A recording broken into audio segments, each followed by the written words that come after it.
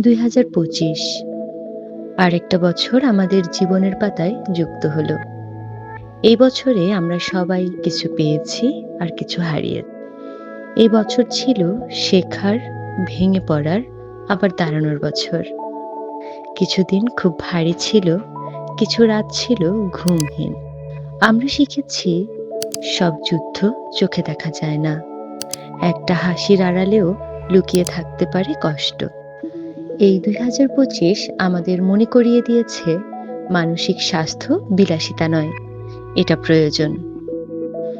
সব ঠিক ছিল না, কিন্তু আমরা থামিনি।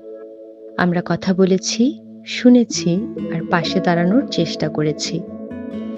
এই বছরকে আমরা বিদায় দিচ্ছি কৃতজ্ঞতা নিয়ে, কারণ এই বছরই আমাদের আরো মানবিক করেছে। সবাই বলছে নতুন বছর নতুন শুরু।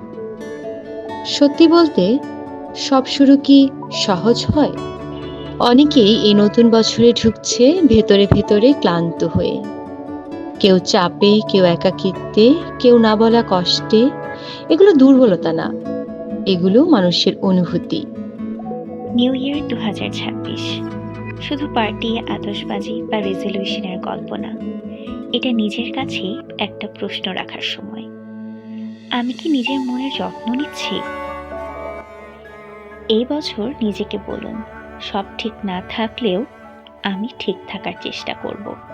কথা বলবো, বিশ্রাম নেব, প্রয়োজনে সাহায্য চাইব। মানসিক স্বাস্থ্য মানে সবসময় সুখী থাকা না। মানসিক স্বাস্থ্য মানে নিজের অনুভূতিকে সম্মান করা। এই নতুন বছরে নিজের মনের সাথে বন্ধুত্ব করুন, কারণ আপনি গুরুত্বপূর্ণ, আপনার অনুভূতিও গুরুত্বপূর্ণ।